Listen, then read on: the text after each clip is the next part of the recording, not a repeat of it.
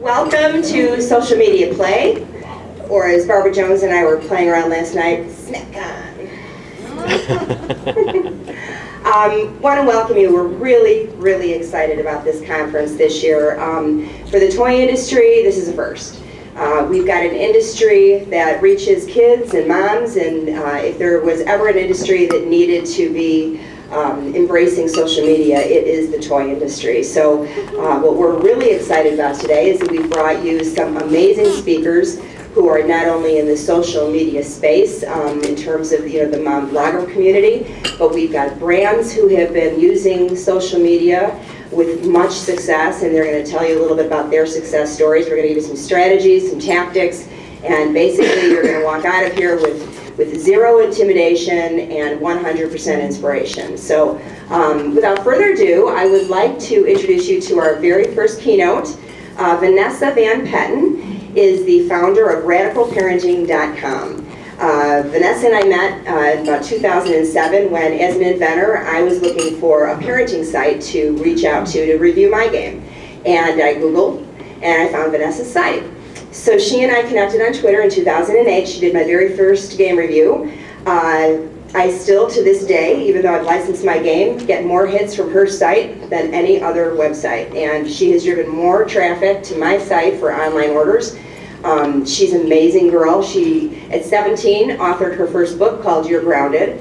And then from that point on, took her brand and grew it to amazing heights. She now runs a network of 150 teens. Her site is about parenting, to a parenting resource site, but it's from the kid's perspective, which is very cool. So if you've got teenagers out there, you'll be very surprised and amazed, and you'll learn a lot from her site. And then, so moving forward, she's been featured a regular columnist on CNN. She's been on MSNBC, CBS, Fox. She is was a featured guest on the Real Housewives of Orange County with the dysfunctional children, giving them parenting advice. And has just recently launched her second book called Do I Get My Allowance Before or After I'm Grounded? So without further ado, I'd like you to meet Vanessa Van Petten.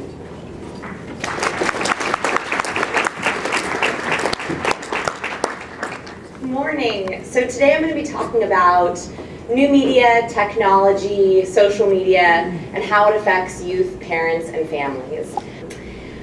At our website, Radical Parenting, as Mary mentioned, we have about 300,000 parents who read, and 150 teenagers. Our youngest actually is 11, so tween to 19, and they write advice to parents, they review products. Anyone who's looking for a youth voice, they sort of give a secret perspective into their world.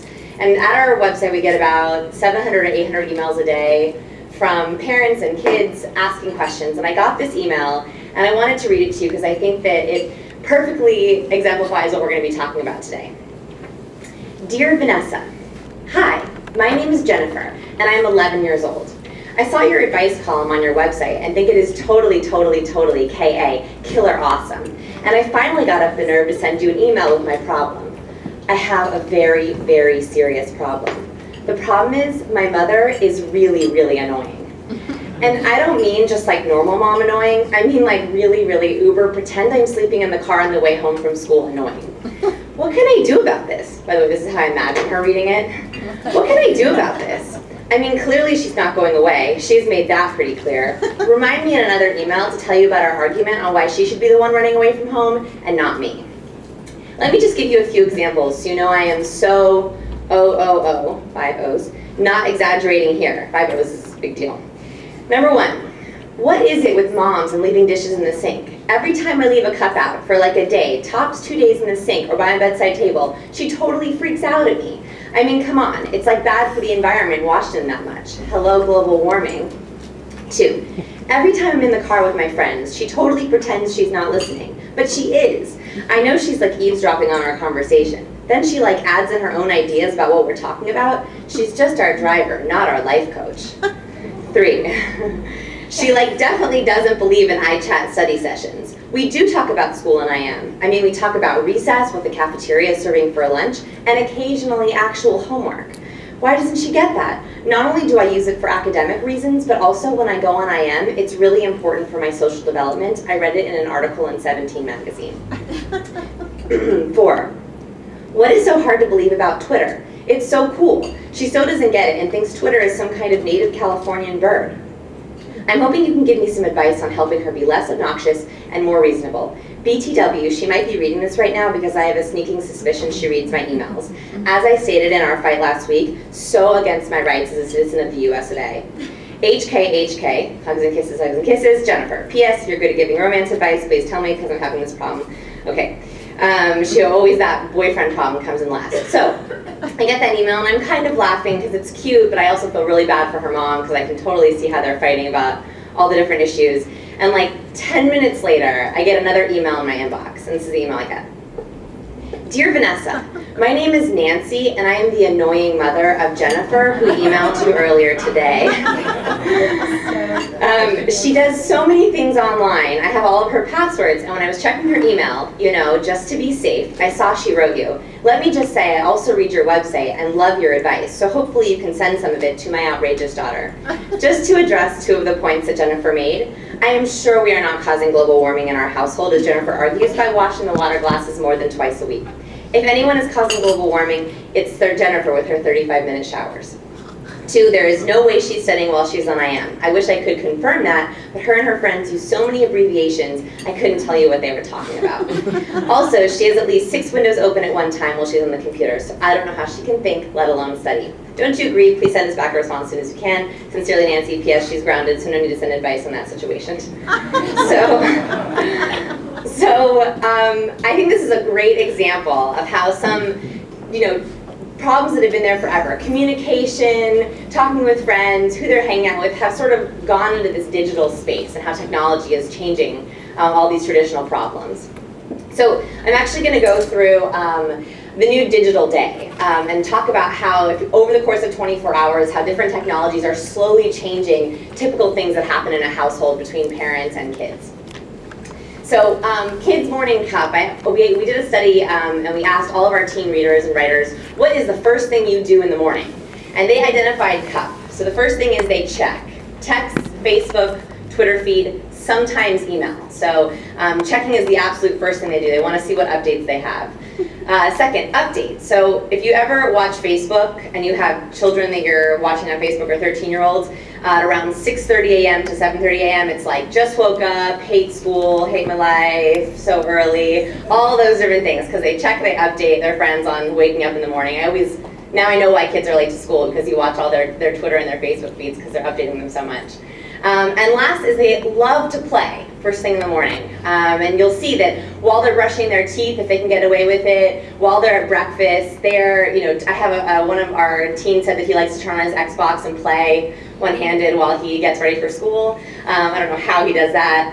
iPhone games, iPad games, they try to play as much as they can, and they'll sneak it in as what I call the play between times. So we're seeing play creeping into more and more areas of a kid's and teenager's life.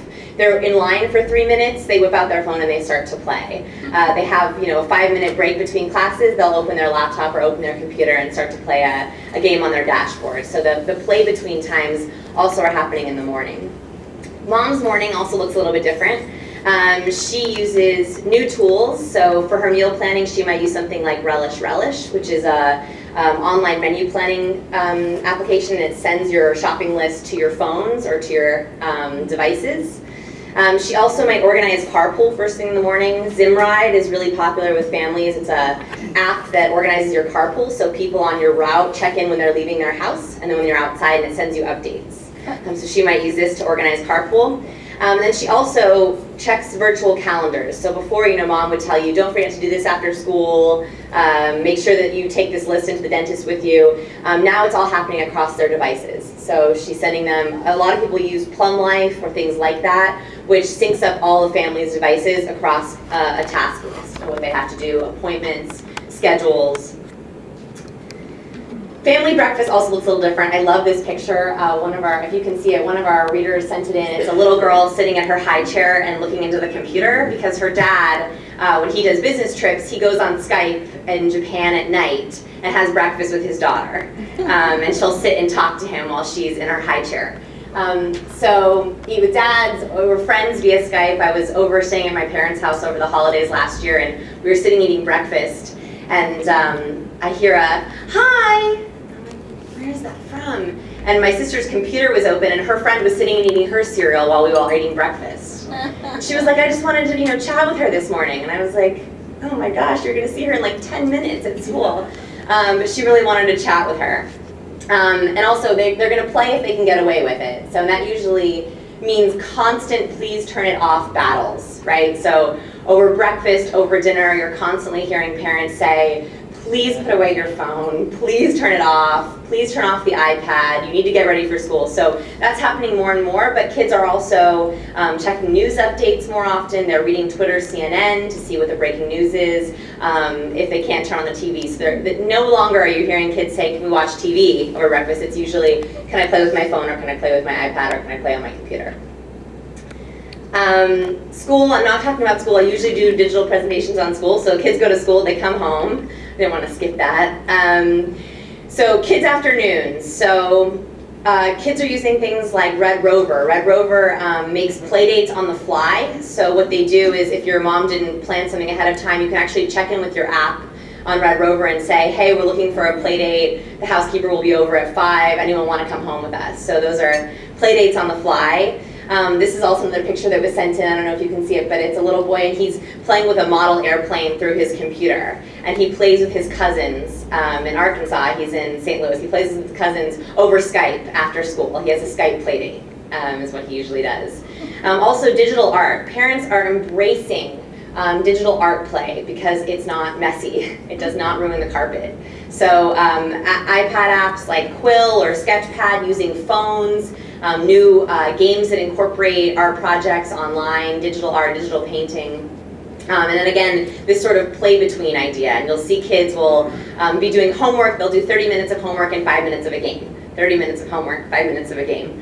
They sort of have set up these play between times as breaks. So it's much easier now to do a 5-minute game of Angry Birds or a 5-minute game on addictinggames.com. Teens afternoon looks a little bit different. So they might go on TeacherTube or the Khan Academy to watch videos for homework help. They might do SAT prep via apps like Adapster, which has SAT flashcards and keeps up with their level of how well they're doing and sends grades at the end of the month. They play online games like crazy. They love playing online games. Or if you ever go on a teenager or a kid's computer and you open it up, you almost always see a game in the background or minimized because they're doing it behind their homework. They also might Tiger Text Crush. Tiger Text is a service where you text someone and 5 minutes after the text is read, it automatically deletes. So a lot of time teens will do this if they're sending something that maybe they wouldn't like their parents to see or they wouldn't like their best friend to see. Tiger Text is becoming very popular with kids who want to send text messages that they're worried about maybe someone seeing afterwards. They also might Facebook stalk their crush. Very briefly, in a study with 10,000 teenagers ages 16 to 21, 60% of people stalk their crush's profile once a day. That's a lot. 60% check that profile once a day. Facebook stalking, by the way, is just when you go on someone's profile, read their wall, look at their pictures, see their updates, snoop around their friends, and see. It's a positive term, not necessarily a negative term. 43% of girls will decide not to date someone based on their Facebook profile.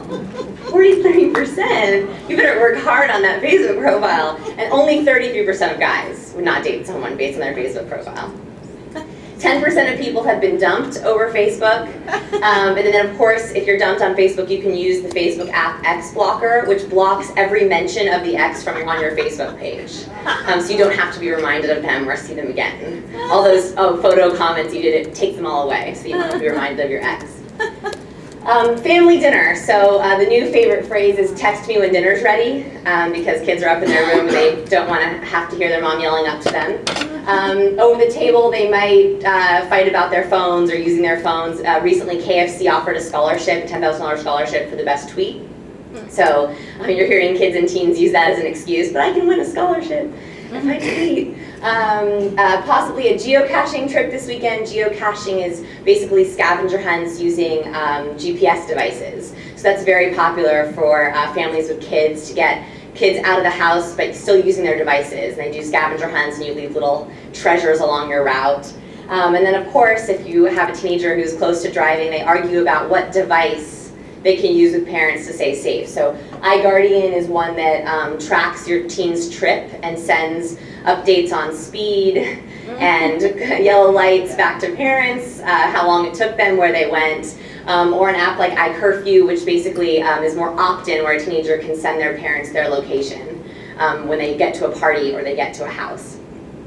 The family evening also looks a little bit different. Of course, we keep arguing over devices being shut off during homework time. They play board games, we connect. We're seeing a lot more family play now, where families are looking for games, whether digital or not, on how to play together as a family, especially in this hard economy. We're having more vacations at home, and parents are spending that $20 on a board game or that $100 on a Connect, so that they can $150 on a device so they can play together, because they're having playtime and they're bonding together. They might look up Rotten Tomatoes to see a movie. Rotten Tomatoes is a website that looks at critics and viewers' votes on a movie. And then maybe watch a sync tube. I see this a lot now with families. A sync tube is basically YouTube, where you can watch YouTube videos with people remotely and then chat beneath the videos. Kind of looks like this. You have like a video and then chat along the side. I see a lot of teenagers and kids watching videos together, setting up a sync tube and then chatting behind the videos. So how is the digital day changing us? There's a lot of good things. We have ease and efficiency, access to homework help, connectivity with friends, cousins across the country, parents who are traveling. And you also have a new kind of family together time. A lot of technology is enabling families to talk more than they ever did. I was talking to someone last night and they said, my daughter returns my phone call 2 to 3 days after I call her, but she'll respond to my text 2 to 3 minutes after I text her. So she's able to sort of check in a lot more frequently. However, the bad, there's some not so good things as well. There's very little off time now, and there's a recent study came out looking at the brain under fMRI machines and showed that mind wandering time is incredibly important for children. Their brains, that's when they sort of flower and develop and go into the creative space, but the problem is when kids have 3 minutes or 2 minutes or 5 minutes of off time, instead of letting their mind wander, they're opening up their phone and they're playing a game, or they're chatting, or they're texting, and so there's very little off time from devices or what they're doing. Also very little boundaries. Before there was a boundary between school, home life, social life. If a kid got in a fight at school, then I hate you, you're not coming to my birthday party. The kid would go home, have a snack, talk to mom, calm down a little bit. The next day at school it wasn't so bad. But now if a child gets in a fight at school, they instantly whip out their phone or they go on their computer and they start to chat about them. They go on Facebook, they post me things, they go on Club Penguin or Virtual Worlds. Virtual Worlds is huge with kids, and they'll talk about them or stalk their avatars on Club Penguin to make them nervous. So there's very little separation between those different areas of a child's life. Also, problems with sleep. A study by JFK Medical Center said that on average there are 34 text messages sent after bedtime. 34 texts on average. Nothing good happens on text messages after bedtime. Nothing good. So I think that that's a huge problem, is we're seeing kids who are exhausted the next day at school because they charge their phone by their bedside table and it buzzes at them all night and they want to reply, so they're not getting that constant sleep. And also after watching TV or playing, it's hard for them to wind down. It takes about 45 minutes for kids and teenagers to just wind down from that engaged play or watching media. Quantity versus quality. So I'm also seeing something where, instead of a kid playing one game and becoming obsessed with it and beating all the levels, they are more interested in having a quantity of games to play. So they'll play 6 games for 5 minutes as opposed to 1 game for 25 minutes or 30 minutes. because they want to hop. There's very little more in favor of the instant as opposed to savoring what they have. And so same thing on Facebook or Club Penguin, they're more interested in having 1,000 friends as opposed to 30 friends or 5 really good friends in real life. So the quality of their connections are decreasing, and a lot of them are, especially teenagers and 20-somethings, are expressing loneliness because they have 100, 200 friends on Facebook, but they don't have a lot of close connections. University of Bristol also came out with a study recently, and if you want, I'm happy to send you on my citations so you can look at these studies afterwards. The more screen time that kids have, whether that's on their phones or their computers, the more reporting of loneliness, sadness, and negativity, because there's a false sense of intimacy there when kids are sitting in their bedroom in their pajamas on their bed and they're chatting with people. It feels very intimate to them because they're in their bedroom. But this might be someone they don't really know that well, or they've only read their updates, they haven't actually had a conversation with them. This is causing a lot of social illiteracy. I do workshops in schools because teachers are reporting that kids come in and they can't look them in the eye, they don't shake their hands, they're missing social cues because they're spending so much time communicating through devices or looking down at their phone. If you've been in a board meeting recently, you'll also notice this is happening with adults, where everyone's sort of looking down at their phone instead of looking at each other. And so we're having to teach children the social cues all over again, how to be socially literate. And there is good side to this. They're building, as they lose body language, they are gaining web language. They're learning, there's a very big difference between LOVE and a 3 and a caret and LUV if you're texting. That's sort of a new online social cue. So the real life cues are being replaced by some of these online cues. Again, I mentioned the lower savoring capacity in favor of instant. So kids are not necessarily enjoying games as much. They'd rather play multiple games on a more surface level. And of course, sometimes the ease of technology can discourage creativity and imagination. So the last slide that I have is just what can we do? I think in this room we have creators and brands and inventors. So how can we sort of make sure that we're using the good parts of technology and still avoiding some of the bad? So I think that the more that we can favor the savor, building digital endurance, having kids get really into games for long periods of time so they enter into that state of flow where they lose all sense of time and they really get into it. Digital literacy and social literacy, teaching both in schools, and a lot of games. I'm actually just volunteering with this amazing organization called Playworks. They help volunteer, they bring volunteers into schools during recess to teach engaging play to kids who aren't playing on the playground anymore. And a lot of the games that they have are actually designed to bring back balance. They have one game that I just learned how to play, which is like switchers, and you have to sort of read the people around you to know when to run and tag. So they're actually bringing all these techniques back into games, so kids are learning them in play. Bringing back boundaries and balance. I really encourage, if there's any parents in the room, to have a downstairs charging station. Everyone plugs in their devices downstairs so that sleep stays precious and they learn how to not text or chat after hours. And then making technology as imaginative and creative as they can so the games are interacting with kids. I will stop there because I know that it's just about 8:30. Do we have time for questions, or if people can ask me? Yeah? 2 or 3 questions? Yes? Doesn't this apply a lot to adults? I feel like everyone I work with is constantly taking a break. That's what they do too. Yes, so she asked, doesn't this also apply to adults? I feel like everyone I work with, yes, it applies to me. I'm addicted to my Facebook and my texting just as much. So absolutely, I think we need to bring back the boundaries in all of our lives. And I've just started plugging in my phone in the living room. It is so hard. I mean, the first thing I do when I get up in the morning is want my phone. So now it's really hard. Any other questions? Okay, well, if you have any questions, I'll be here all day, and I'll be here also tomorrow morning. So thank you.